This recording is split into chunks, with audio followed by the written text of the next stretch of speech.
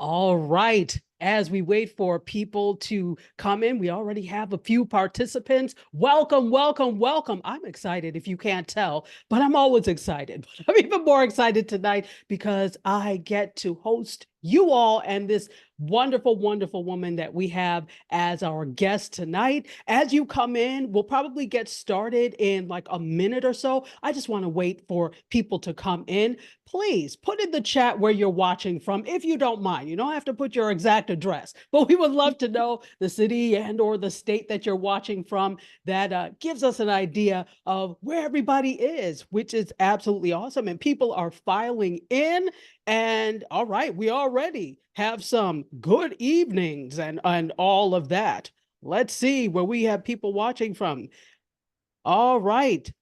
Hey, is it Tiria? I hope I'm not butchering your name. I apologize if I am. I see you. And James Keller, hello. Oh, hey, you were here yesterday from Philadelphia, Pennsylvania, I believe. If not, just accept it. How are you? Thank you so much for being here. I can call you T. That's amazing. Thank you. And I have a difficult name to actually it's not. It's phonetic, but I know when something is unfamiliar that sometimes people butcher it, and I don't like doing that because people do it to my name all the time. So T, thank you and welcome. So give us like a minute. We'll start at 7:05 and we are going to be rolling. I am so ready for this conversation. I don't know about you all, but I am so ready. As we're doing this, let me say thank you once again to the Black Business School for having us here on the platform. And thank you to Dr. Boyce Watkins, of course, and to Chanel. Chanel is the facilitatoress with the mostest. She's absolutely awesome, on point all the time. So thank you, Chanel. Thank you. Thank you. It's my pleasure to be here. Like she's so on point that I have to make sure I'm on point. I'm like, did I forget something? I feel like I'm lacking compared to Chanel. So, and she says, welcome, Be1 family. Yes, hashtag Be1 family. Welcome. It is a pleasure to have you here. All right. So we're going to get started in just a minute, and people are going to go ahead and join us. And I try to acknowledge you. Let me let you know that if you have a question for our guest tonight, it would be great if you could put it in the chat box in the question area. If not, for some reason you don't, I'll try and go through the chat and get your question. But an easy way for me to really see your question is to put it in the box, the question box, and we would be happy to answer it. Let's see. So also, T is letting us know that replays will be available within 48 hours by logging into theblackbusinessschool.com in the course, the Black Lecture Series, because this is a part of the Black Lecture Series. So we'll probably post that again and periodically throughout the night so that you know where the replays are. And also join us on our own social platform, Be1 Nation. Take a look at the link there. Make sure you join us. Lots to do over there. And without any further ado, you know what? I didn't introduce myself. How about I do that? My name is Dr. Tachi. Chitachi Egwu is my name, but Dr. Tachi is what I go by. Media professor, filmmaker, media content producer, also a journalist, and so excited to be a host for you tonight. I am your guide through this journey of a wonderful conversation. And with me tonight, we have got Nasia Smith, and her name is so beautiful, and I'm probably butchering the nuance of it, but Nasia, how are you? I'm great, and you nailed it. It is Nasia. You got it perfectly. Thank you. And now, because you know I'm going to be worried about that all night, right? It's fine. You can always call me Na. I will not. I will call you Nasia, the name you were given. So, but it is a pleasure to have you. Thank you so much. I appreciate being here. Thank you for having me on. Fantastic, fantastic. And folks, again, remember, if you have any questions, please put them in the question box in the question area, or if you put them in the chat, I will try and get them there as well. And once again, welcome. So let's get to it. Let's get to our conversation. What I don't like to do is read somebody's whole bio, and I'd rather let the guest tell us about themselves in their own words. So would you do that? Tell us a little bit about yourself. Sure. So my name is Nasia Smith. I am a mom to a 16-year-old son. I am an educator. I've been a middle school educator for 20 years prior to social media. I have taught in Costa Rica. I've taught in 4 inner city school districts, and now I teach on an affluent island. I am an author. I have created a relationship card deck for parents and for tweens and teens, along with an interactive journal for parents of tweens and teens. And I am in the middle of writing a social emotional project-based curriculum.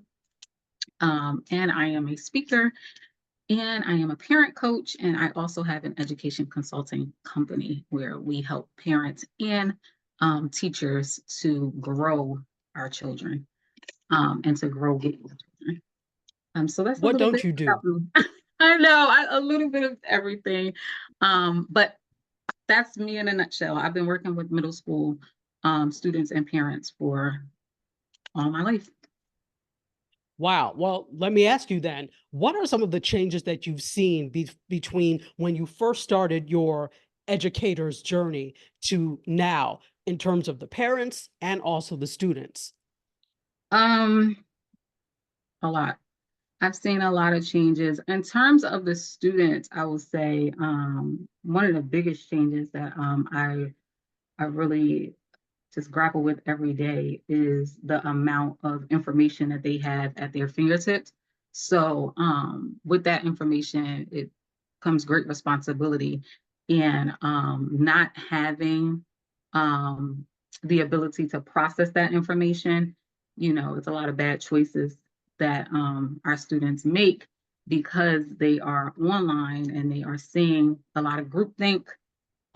They are hearing a lot of things. They can find a group that support anything that they do. And so obviously before social media, they didn't have that, right? So you weren't having, a group of kids, who are seemingly different, doing the same, saying the same thing, doing the same thing, acting the same way, collectively believing the same thing. And so that would be one of the biggest challenges, just helping children to have their own mind and not believe that they're all a collective one generation Z. So they all have to believe and think this one way. Um, and so I would say that's one of the biggest changes. Another change is just believing that they are supposed to do everything is supposed to happen instantaneously. We have now like a real dire situation where, because things happen so quickly, when it doesn't, it's like breakdowns happen, right? And it's like to the point where it's like, oh, I don't want to open my computer, I don't want to have to Google this, I don't want to have to, like, just a lot of complaining, a lot of not willing to put in that extra effort when the extra effort is literally just maybe, you know, hitting a few keys on a on a computer, not opening a dictionary, right, and looking through guide words. It's actually just typing something. Like, just thinking that everything is supposed to just pop up just like this, and if it doesn't, it's like, well, why do we have to do this little extra? You know what I mean? And that's a big difference that I've seen in terms of parents. um, I would say one of the major differences is just a lack of accountability, unfortunately. 20 years ago, the parents would be more likely to be an advocate um, for their child, but in a way that they still, support the teacher. And now it's more what the child says goes. It's either helicopter parenting, where you're doing everything for the child, or assuming that the child knows more than they know because they're aware, And I always have to say, like, awareness does not equal maturity. So just because they know Mm, these things, it doesn't mean that they're mature enough to handle life on their own. And so now we have a lot of parents who back off of their children in the middle grades, because they think that the kids, are, um, they mistake awareness for maturity, and they think that they can handle certain things when they can't. And so it's a lot, it's either a helicopter approach or like a hovering approach or a hands-off approach. It's like kind of like no in between. And a lot of parents are trying to break away from how they were parented, but the way it's done is a very extreme way. It's like, okay, I was parented in this way, and I was made to do this, this, and this, so I'm not going to make my child do anything. You know what I mean? There's like the balance is not. It's like the balance is like off a bit, where it's kind of like more, I want to be their friend type thing, but without the boundaries. Even friendships have boundaries, right? And so a lot of time, what I'm noticing is just there's a lot of lack of boundaries where when we're talking about parent and child relationships. And so there's a blurred line between what the child can say, what the child can do, how they can behave. And so then they come in the classroom and do the same thing. mm. Okay, well, and that's good that you said that, because I was about to ask, and you could probably expand further on this. What effect is that having? The do whatever you like, basically parenting. How are you seeing that manifest itself in other ways? Um, I mean, a lot of children, well, the main thing I'm saying is there's where you don't have boundaries and you don't have discipline. A lot children will go, it's like give them an inch and they'll take a yard, right? Or give them a leg and they'll take an arm. So there's no when when they have that free reign, it's kind of like they don't know how to reel it back in. And so a lot of the time in class is spent on doing teaching things that you would think by middle school they would know, right? But you can't assume that they know it because they haven't been held accountable for it. Mm, So a lot of times you're teaching skills that you would expect would be implemented in the home, but it's not. And you can't overlook it because there's certain things that if you are not teaching those things and you're not modeling and you're not, holding them to certain expectations, there's not going to be any learning going on in the classroom. You know what I mean? So if they don't learn, certain behaviors in terms of respectful dialogue and empathy and, you know, um, communication and nonverbal, compassionate communication, whether it's verbal or nonverbal, and getting along with others, and all of those soft skills as they call it, which to me, is not.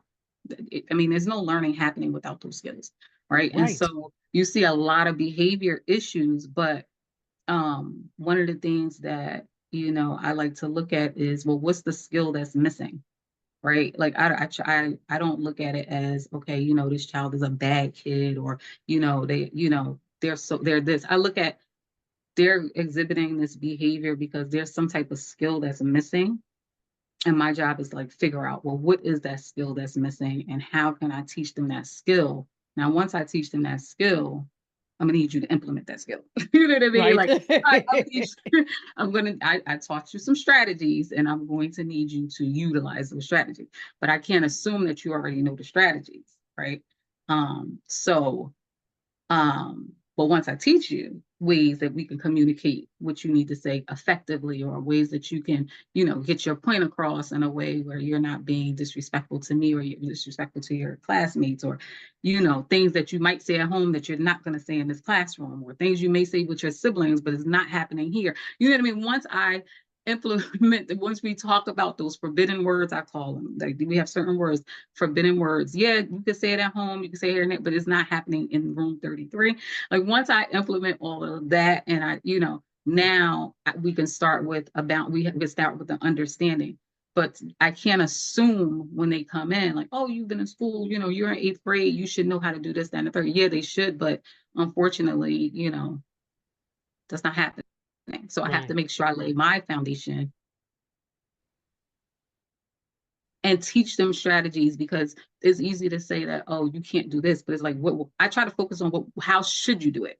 Because we just focus on, like, Mm, back in the day, like our parents would just say, like, you shouldn't do this, you better not do this, you better not come home pregnant, you better not blah blah blah, you better not. It was always a focus on what you should not do, but it was a lack of focus on, well, how should I do it? Right. And so I try to focus on, well, this is right. how you should do it, right? Instead of what you shouldn't do. And that's the difference.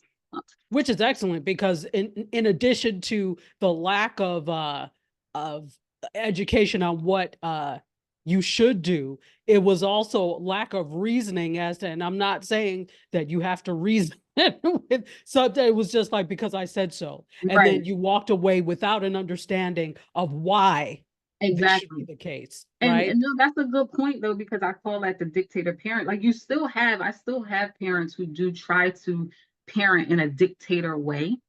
Especially a lot of my parents who are not who are new to the country, right? And so they're raising American children, but they are from a different country. We have a lot of children who are from, their parents are from different, countries, and they come here and they have a dictator manner of parenting, and that's their culture, right? But it doesn't work in this day and age, and so you can't, it's not beneficial to parent in a way of I told you so, or to teach in an I told you so way either. So just like you have the dictator parent, but you also have the doormat parent. So before, I was describing a doormat parent where you're just allowing your child to do whatever. That's the parenting style. I don't want to call it a parent, because it's a parenting style. You can always, not about the parent, it's about the style of parenting and the style of teaching. You can always change your style and get better results. So I don't want to make it about the person, but the dictator parenting style is what you said, of is because I said so, and the teacher style is because I said so. But that doesn't work, because, like I said, they have access to so much knowledge, so much information rather, and they can find a group of people to like really um to really back up anything that they believe, no matter what it is. And so that's Right. just going to make more pushback. That because I said so is not going to work. And we don't want to raise our kids in a because I said so, because that's kind of like giving them, like, what's the word? Just like passive following, right? We don't want to Mm, just break, and we know how that happened, throughout years. People just going with the flow, doing things just because that's just the way it is, whether it's right, right. wrong, or whatever. It's That's just the way it is. That's just not a good way to parent either. And so I encourage my children to ask me why. And I feel like if I can't explain why, then maybe I need to, ask myself why. Like, maybe I'm just doing it just because I'm so used to doing it. So I like when they question me. We don't have to agree on the why, but I should at least know why. You know what I mean? And it should at least make sense. um and so, yeah. Wow. Well, I mean, we could go on a whole trajectory on this alone, but we Hmm. do have a question. But first of all, before we get to that, let me welcome everybody who is coming in. You are experiencing a great conversation. We have Nasia Smith with us today. Nasia Smith with us today. See, I told you that was going to mess with me all night. Um, and she is an educator. She is she's so many things, and we're just going through the whole trajectory of right now we're talking about the classroom and the changes that she's seen from the time she started until now. But we do have a question from Nina. Let me say hello to Nina Sinclair, and she asks this: what strategies do you employ to teach emotional intelligence to your children in the context of parenting? um so first, what I teach my parents is, first, it starts with us, right? Because a lot of times we can model emotional intelligence and they will pick that up, right? A lot of the times when I talk to parents, the parents sound very similar to the children.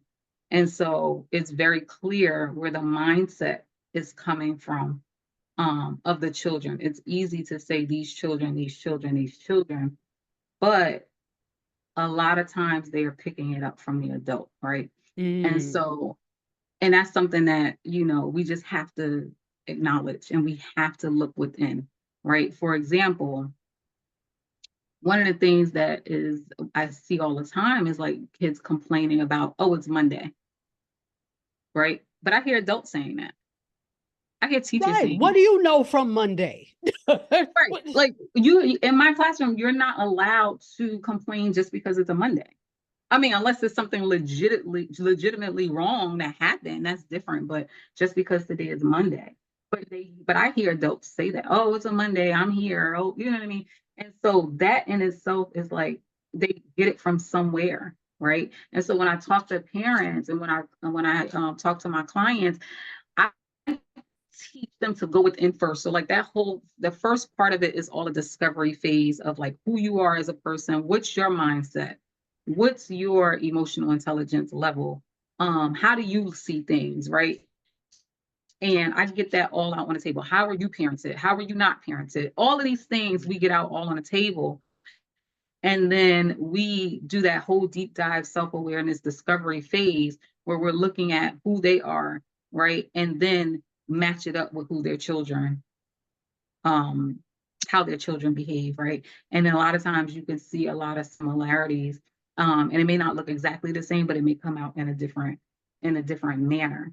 And so one of Mm. the things that I teach my parents in terms of emotionally intelligent parenting is like first going doing that deep dive assessment of self-awareness and who you are as a person and those things, but then also being willing to make some mindset shifts.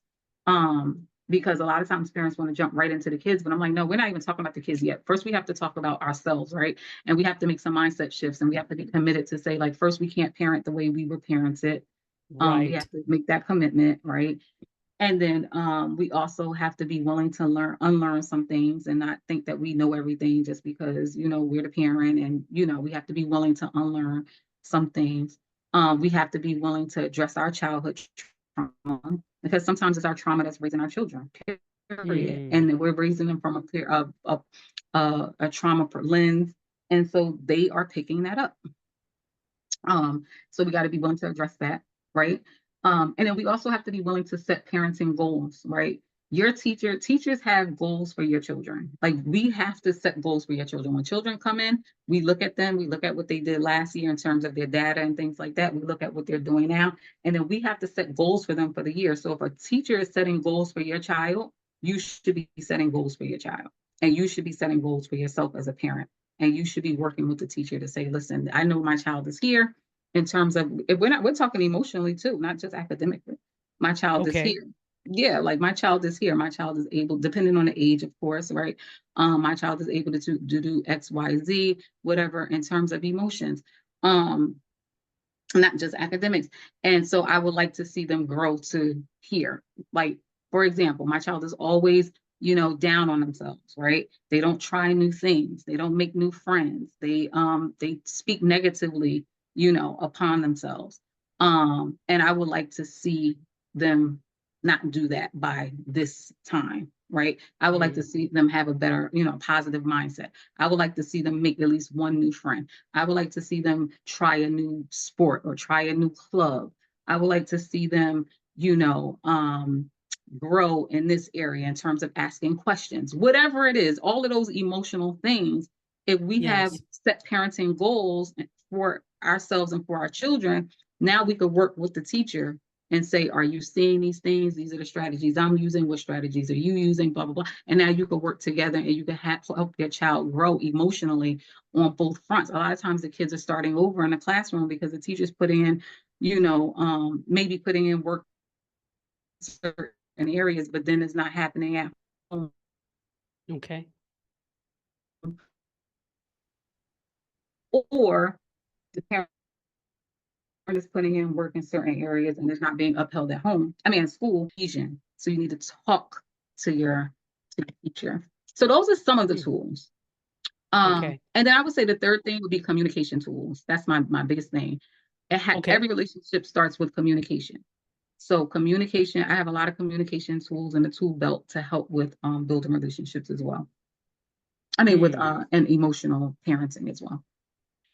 Very important. Those were some big gems. We do have a question in the question box, but before we get to that, and it's from our friend to the show, Dr. Vibe. How are you, Dr. Vibe? Before we get to Dr. Vibe's question, though, I just wanted to put something out there. It's interesting that you're talking about parenting from a place of trauma, Mhm. because I don't know if you've ever noticed on social media. I'm on social media all day because it's part of what I do. Mhm. But I noticed, have you ever noticed the Gen X posts? So there are a Um, lot of posts about Gen Xers and things Gen Xers had to go through. It's like, we drank from the hose. yeah, We yeah, Our yeah. parents didn't know where we were for most of the day. They Right, told us to get out. And the thing is like, yeah, yeah, that's right. And you feel gully because of that. But then you think about right. it, you're like, wow, we really were kind of raised like wolves. I'm like, oh, okay, no wonder. Okay. So, it's interesting that you talk about that, Yeah. because in a way, for some people, that was traumatic. That was a point in time when a lot of, like, I was a latchkey kid. You Mhm. take yourself home and that was like everybody. I knew most people were that, because that was really when everybody really started to go out, and everybody was working, right? So Mhm. you didn't have a lot of what you had in earlier generations. So as a result, you had a lot of latchkey kids. Now the thing is, I think it taught a lot, which is why I think I'm so self-sufficient and resilient now. Yep. But of course, I'm sure there are other ends to that were like, okay, maybe that's not so great. So it's interesting when you talk about that. And it's not just Mhm. Gen X, but every generation has their level of trauma that they try to undo in their Right. parenting and maybe Yep. sometimes fail. But it's interesting. So let's Yeah. get to Dr. Vibe's question. Dr. Vibe asks, what is more challenging, educating the children or educating the parents? That's such a good question. Um, I would say the parents. I love middle school. I know people say like middle school, you have to have a certain personality for middle school, right? But when I first started teaching, I substituted every grade just to see what grade I enjoyed. And the reason why I enjoyed middle school and I enjoy middle school is because they are at a malleable age where they can be molded and they can change, and they can go into a different direction. They're at a very crucial age. That 11 through 14 is a very crucial age. They're still finding themselves. They talk about and they are doing some things that they should not be doing. However, they will cry over a sticker, right? It's so interesting. Like, it's like, how are you like, it's just very interesting. They're at a very interesting age. But they're at an age where they can still be, they're looking for leadership and they're looking for someone who really cares about them. And they're looking for who they are. Like they're searching for their identity, right? And so they're open to listening as long as they know that you are for them and that you genuinely care, because kids can tell. And so I think when you make sense to a child and you give them strategies and you give them tools and you give them resources and you give them your listening ear, um, it's not that difficult for a child to make progress, right? But as parents, we're stuck in our ways. We're older, we're stuck in our ways, and um, it's easy to say like, "Oh, I'm not going to be like my mom," or I would never do that. But we will find ourselves still doing that. It might be in a different way, but we'll still, you know what I mean? We find ourselves saying the same exact thing. It may be coming from the same place, but just in a different way. It may come, we find ourselves repeating those old habits. And you have to be very committed to breaking those habits in order to do so, right? You have to really, really be committed to doing that. And sometimes parents aren't committed to doing it until they literally see the negative effects of their parenting. And Mm, so it's unfortunate that you have to wait that long to see the negative effects. So sometimes like you'll see, like for example, I had a parent say, well, she's only 11. I'm like, well, they're all only 11. I don't understand why, why are we saying only 11? And she's like, well, I couldn't get her to do work from age 5, and she hasn't had to do work, all through elementary school. So now, it's really hitting her hard that she's being held accountable by the teachers. And so, it's like she had, like, in this case, this parent had no idea where to even start, because for so many years, she didn't hold her child accountable. And now it's kind of like, all right, now I'm trying to start. I mean, still things you could do to start, but it's like, I don't even know where to start, and now I realize it's a problem, because now it's really, really a problem. Mm, Before I didn't realize it was a problem, even though it was a problem, because now she doesn't know a lot. And she has to play catch up, but she didn't see it as the problem. But now that the problem is like really, really in front of the face, it's like, okay, now I'm ready to do something about it. And so that's why I would say probably a parents would be harder, because it has to be a situation where parents are ready, right? You can't, a child doesn't really have to be ready. Like they don't have to like hit rock bottom, or like they don't have to do it. Like they don't have to, like, nothing, crazy has to happen for them to listen to you. You just have to show that you care, it makes sense, show them a different way, give them a listening ear, and they're like, okay, you know what I mean? It's like put the clean glass next to the dirty glass, and it's like, oh, makes sense. But where a parent is like, okay, I have a lot to change, and I still have to work, and I still have to do this, and you're talking about communicating, and you're talking about being vulnerable, you're talking mm, about carving out time, and you're talking about healing my inner trauma, and you're talking about, you're talking about doing a lot here, and so it takes a commitment. It takes a more of a commitment. So I would say to parents. mm. Wow. Well, Jasmine says, "Whoo, this is a lot." And it really is a lot. Uh, Jasmine also says, great points. Two-way communication, introspection, and willingness for change is so important. And Mm. Nina has another question.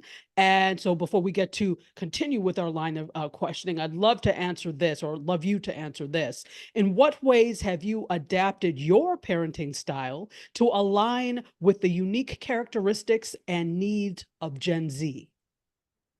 Um,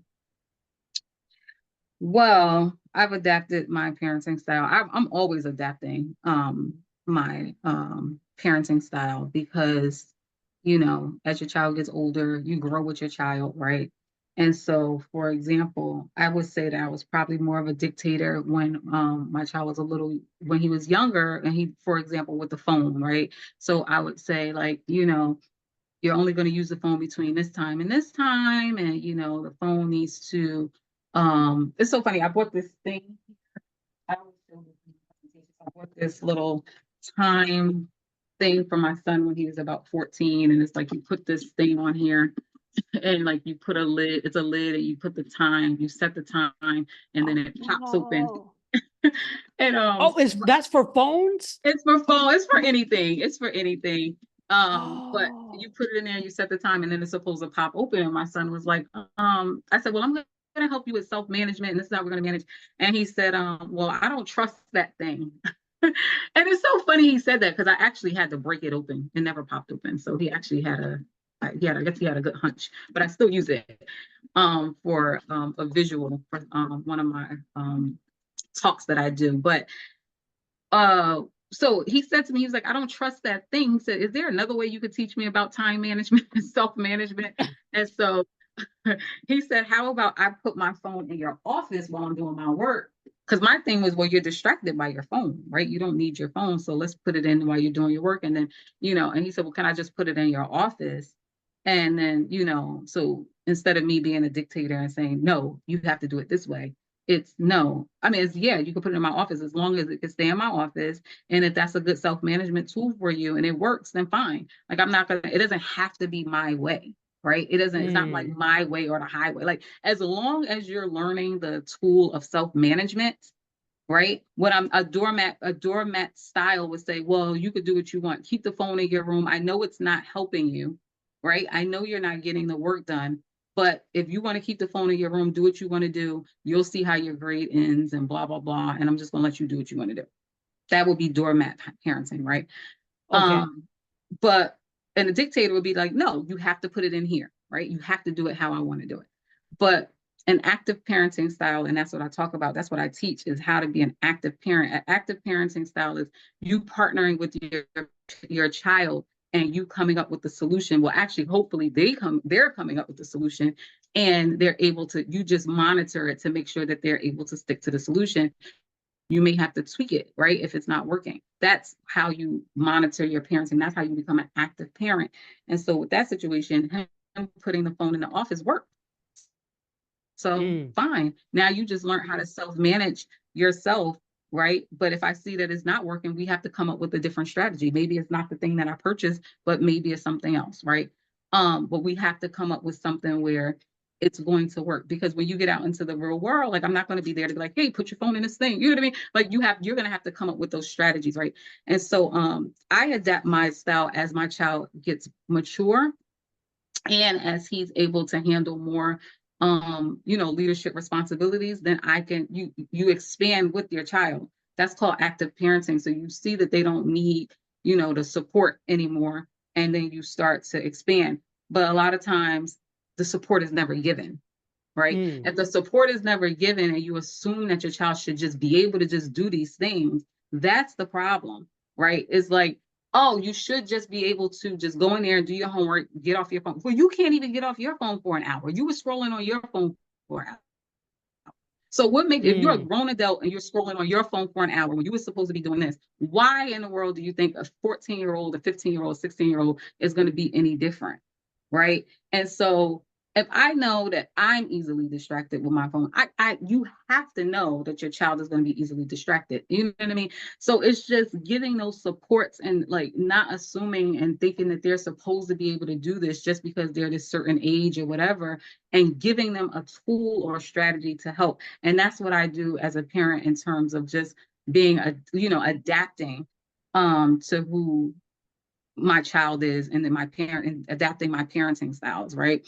um Sometimes you may need to be a dictator, like, but then you could lift it up a little bit, right? Like, for example, my son has to be home at 8:30 to listen to Dr. Boyce every Wednesday, right? But he's at the Boys and Girls Club and he plays basketball. And so it would be times where he would come in 8:38, 8:45, 8:50, and I'm like, we said the agreement is 8:30. You need to be on to listen to the book club. And so you know I could say to him, like, I'm taking your phone for 2 weeks. That's your punishment. But that doesn't make sense. It doesn't. How does that help him to manage his time? It doesn't. It's just a punishment, right? And that's not effective. But what is effective is, okay, if you don't come in this house, if you can't come in this house by 8:30, then what do you think your consequence should be? And when you ask kids that, they're harder on themselves actually than you would think. And my son was like, really? they are, especially in the classroom. They're so funny. But my son was like, well, I just can't go that day. I mean, I can't go on Wednesdays anymore because I'm playing basketball. I'm not looking at my phone, and I lose track of time. Like, I'm not doing it on purpose, but I just literally lose track of time, right? And so I'm like, I think that's a great idea. You just don't go on Wednesdays. You go every other day. You just don't go on Wednesdays until you can figure it out. And then that's what we did. And then it was okay. I think I could put my alarm on. I really want to go on Wednesdays again. I could put my alarm on. I could do this. But that's teaching him how to self-manage. And then that's me saying, growing with him and saying, okay, let's try it. Let's put your alarm on. Let's see how it works. If it works, you can do it. So that's me being, adapting to Mm, him growing and him being more mature. So now it's not like, no, you're never going on Wednesday again, ever. It's okay, you're ready. Okay, let's do it. And it's in terms of the kids in the classroom. Yeah, if you ask them, when you set those boundaries or those norms, you talk about the norms, you ask them, what do you need to be successful in the classroom? You can ask your child that. What do you need to be a successful child in the household as well? What do you need? What does parenting success look like to you? Right? That's what I asked them. Like, for me to be a successful teacher, what does that look like to you? What does that feel like to you? What does that sound like to you? What do you need from me? What do you need from your classmates? What do you need from yourself? And then once you ask those questions, and you can ask those questions as a parent too, you write, because the kids know, you write them down and you say, okay, so these are our norms in the classroom. You said you need these things in order to be successful. So let's create norms, right?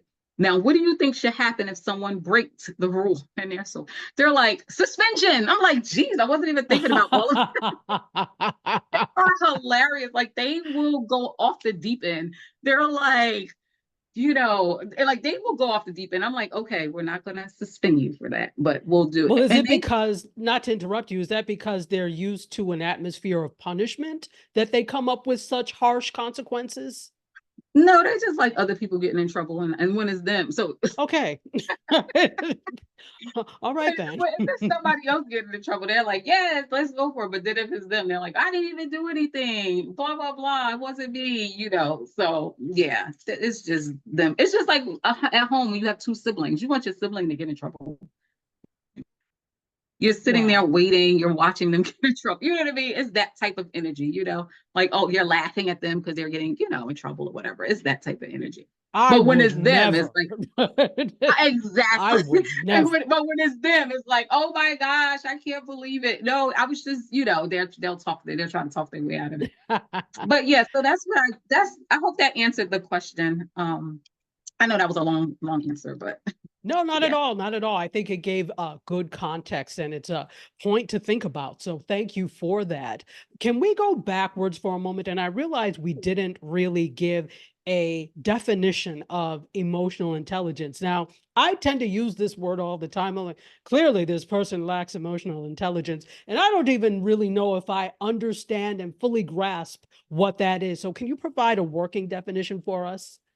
Sure. So we actually say social and emotional intelligence because it's being able to be self-aware, right? So you're able to understand your emotions. You're able to understand why you have those emotions. You're able to be able to name those emotions. And then the next one is self-management. So you're able to manage your emotions.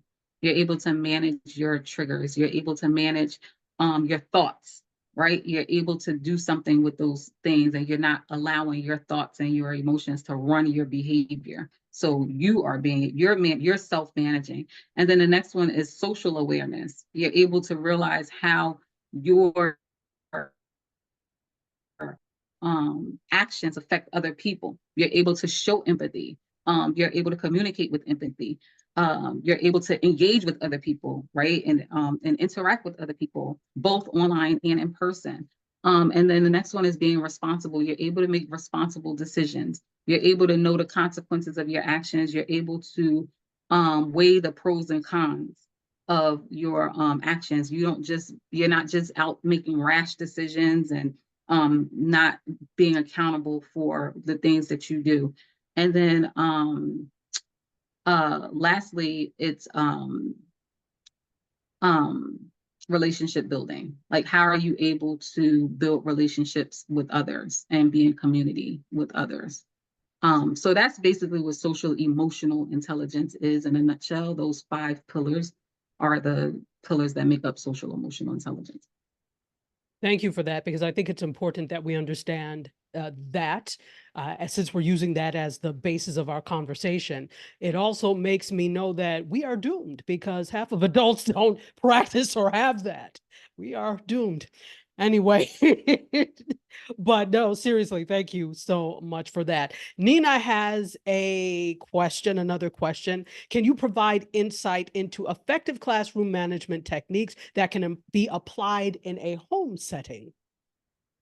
Uh, Um, yeah, so effective classroom management techniques is definitely, it goes back to being uh, an active teacher, an active educator, and not a doormat educator in terms of your style. Don't have a doormat teaching style and don't have a dictator teaching style. So what does that look like? It looks like how I mentioned earlier. Um, you have to not assume that your students have the skills or that your child, we're talking about home, already should know how to behave, right? You have to assume that if they're behaving a certain way, is because they lack some type of skill. And then you have to be willing to teach them that skill, right? Um, you have to be willing to give them strategies to help them to navigate that situation so that they can figure out a different approach to how they're handling the situation. And like you mentioned, like a lot of adults do struggle in a lot of those areas that I mentioned. And that's why a lot of teachers don't want to teach it because they struggle in it too. Right. And Mm, so it's like, if I'm struggling in it, how am I going to teach you how to, do, certain things when it's hard for me to do it as well. So, or it might not be really hard for me to do it, but I might not be able to effectively show you how to do it.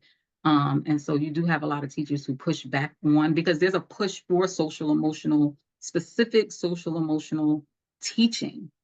That's what I teach. I teach social emotional learning through creative writing. I do it through writing. Um, okay. but there is a push in a lot of in most school districts after COVID for specific social emotional teaching. And a lot of teachers are pushing back because they're like, well, I'm not a therapist and I'm not this and I'm not that. But you don't really need to be a therapist to teach certain strategies. And so that's one of the strategies, is just be willing to look at the behavior and not the person, right? Not, oh, you're so lazy. That's naming the person. You're giving a character trait to the person, right? So now if you're telling your child or you're telling your class that they're lazy, now they're gonna live up to being lazy, right? But if you're telling them that the way they're operating is not effective to getting the grade that they're looking for, then that's speaking to the actual behavior. So you want to speak to the behavior and not the person. So now if you're speaking to the behavior, you can do something about the behavior, right? Because now Hmm. you're not calling me lazy. You're saying that what I'm doing is not getting me the results that I want, but I can do something about my behavior. But I can't do something about me being a lazy person. If I internalize and I'm lazy, now I'm just lazy. You know what I mean? I had Right. this internal um, thought that I can't do anything about it. Sorry, my contact is bothering me. Oh, no So worries. one of the strategies, I'm just gonna talk through it. One of the strategies, too, besides speaking to the behavior, besides speaking to the behavior, but then also giving the strategy, is then making sure that you set high expectations for your child and for your students, right? Because a lot of kids will come into the classroom and they'll be like, I can't do that, I can't do this. They have like this learned helplessness. And when you talk to the parent, you'll hear the parent say the exact same things. Like, I have parents email me saying like, oh, should my child get an IEP because they've never been good at writing, they've never been good at punctuation, they've never been good at capitalization. It's like, okay, you can become better at that. You don't have to, like, it's not like, don't say they're not good at something. Like, they can Mm, they can learn it. You know what I mean? And so um you have a lot of learned helplessness from parents too that will themselves. And so that's not effective either, because now you're not holding them to high expectations. And if you don't hold a child to high expectations, most children will just do what you expect from them. They won't go above and beyond at all. Like, they will not go above and beyond, whether they can or cannot. They just won't. If you're not asking for this, whatever you're asking for, that's what they'll give you, right? And so you want to hold your child or your students to high expectations when it comes to their behavior, when it comes to, emotionally, when it comes to grades, when it comes to whatever, high expectations for them, right? A high expectation for them is like, you meet them where they are, but then you have a high expectation for them to grow. A high expectation doesn't mm, mean that they have to do what everybody else is doing. It's like, right. okay, it takes you, you always are blurting out, for example, you can't hold yourself together, you get so excited and you just want to yell out, right? So I'm not going to allow you to do that all year. Absolutely not. Obviously you've been doing this all year, every other grade, but the buck stops here. I know Right. that you can do it. That's high expectations. I know that you cannot, you could sit and you can control yourself. Now I'm going to give you some strategies to help you do that, right? And I want you to implement these strategies. And I want, right now, you blurt out 3 times in the class. By next month, I want it to be down to 1 without me prompting you. That's a high expectation, right? I'm giving you an expectation. I'm expecting that you meet it, and I'm giving you some strategies to meet it, and I'm expecting that you meet it within a certain timeline. And once you meet it, I'm giving you another expectation. That's high expectation. Mm. It's not, oh, that's just who he is. So he'll just, no, absolutely, that's not how he is. We're going to make him not be like that, right? It's not, that's just who he is. No, well, that's who he is right now. But we're going to have an expectation that you are going to learn this, this, and this, and you're going to grow in these areas. And that's where the parenting goals come in. I have a goal for me to help you to do X, Y, Z. So I have my goal for myself as a parent, and I have my goal for you. And so these are my goals. We just like I have goals for my students, right? We have to have goals for our students.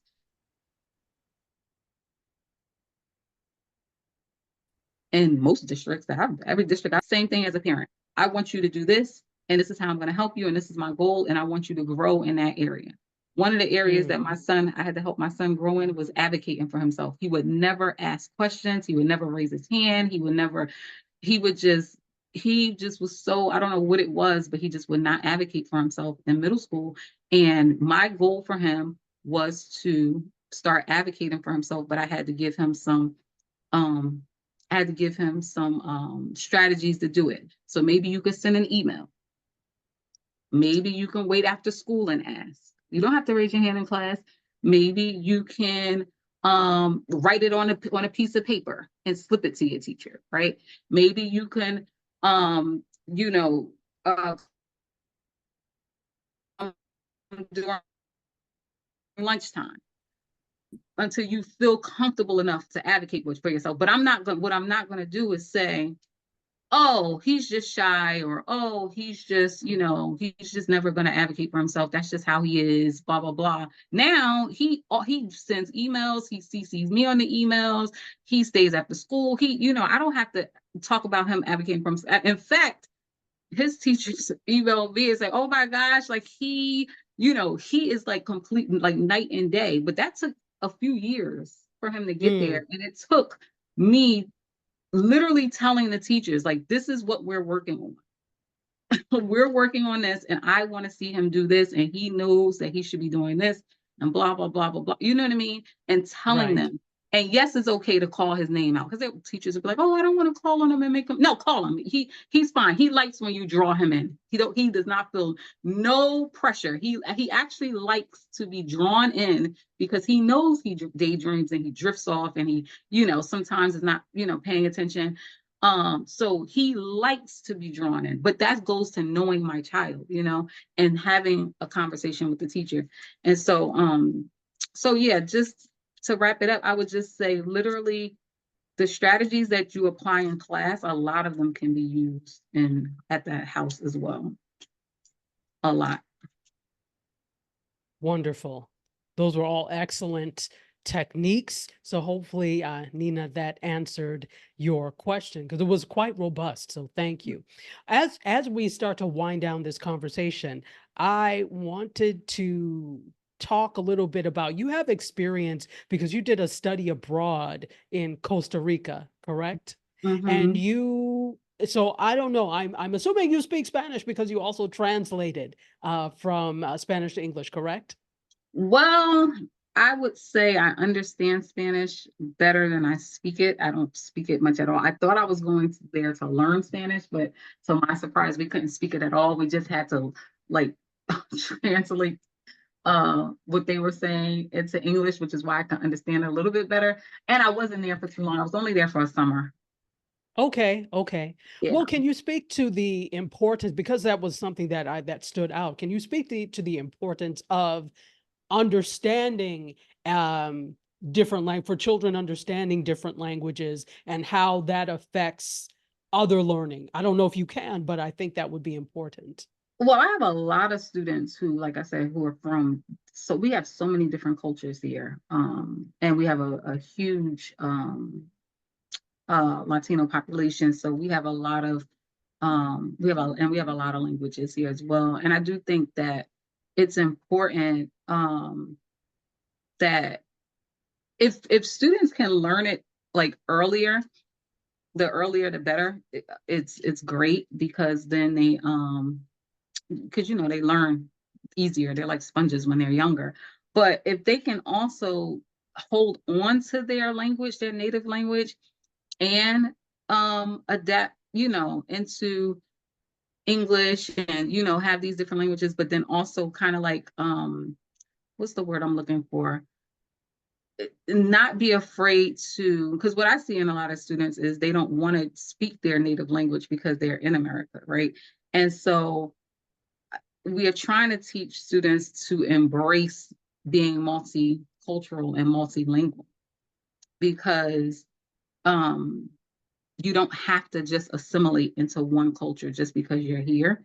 And I actually wish that I would have studied abroad longer than 2 months, because I think that I could even be more of a service if I stayed longer, because of the different cultures, right? And so if students are if they're learning the languages earlier, that's great.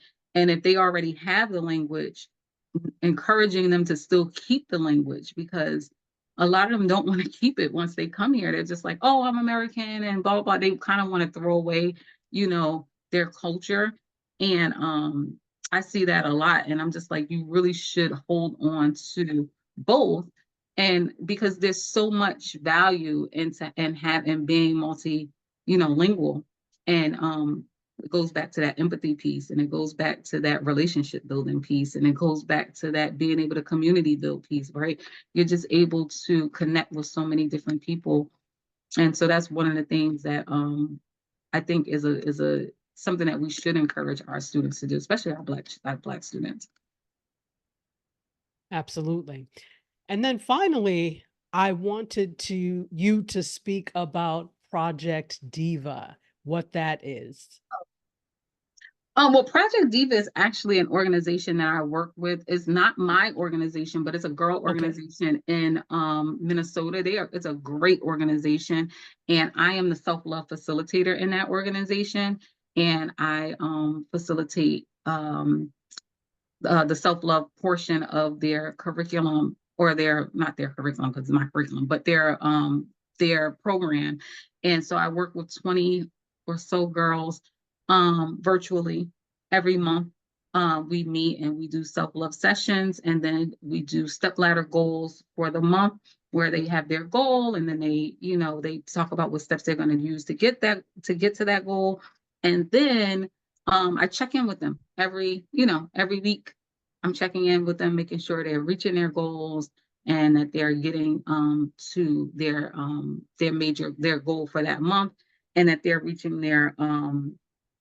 taking their action steps to get to that goal. And if they're not, I'm helping them to do so. So that's one of the organizations that I work with. I work with a couple of organizations, but Project Diva is Okay. one of the organizations that I work with that I love. It's all Black girls. Um, and they're doing amazing, amazing, amazing work in the community. Um, a lot of the people are in Minnesota, so they're on the ground and they're able to like pop in on them in school and things like that. I'm not, so my work is virtual, but I still love working with that organization. Well, they're doing amazing things, but so are you. You are so amazing. This has been such an education. Just the strategies that you've provided, the information that you've provided is unparalleled. And we're so happy that you came on to speak and share with us this evening. Thank Thank you so you. much. And Thank you before so we much. go, absolutely. Before we go, we do have a couple of announcements. Just a reminder that replays are going to be available 48 hours in 48 hours, I should say, by logging into the Black Business School, theblackbusinessschool.com, in the course Black Lecture Series. And the link is in the chat. It's right at the bottom. So you can go ahead. If you click that, it will take you there now. And that way the page is open for you to do that. We hope you enjoyed this tonight, and we'd love for you to join our own social platform, Be One Nation, and it's beonenation.us. You can go ahead and click the link there. That'll open the page for you so you can get right to it when you are ready. We have a couple of comments. T said, this is so smart in terms of what you were talking about, in terms of strategies. Nina says, great discussion. Thank you. T says, I love Costa Rica so much. It's one of my favorite places. And Dr. Vibe says, great conversation. T says, amazing conversation. James Keller says, thank you very much. And you know what? We have to thank you all, audience. It's because of you or participants, I should say. It's because of you that we do this. And we are so grateful that you are here. And that's a wrap for us. So once again, say thank you to Nasia Smith for sharing and being so transparent with us this evening. And with that, we're going to let you go because I'm sure you have some things you would like to nosh on this evening. It's just about dinner time or snack time. And so we love you for watching, and we'll see you next time. Cheers, everyone. Bye, everyone.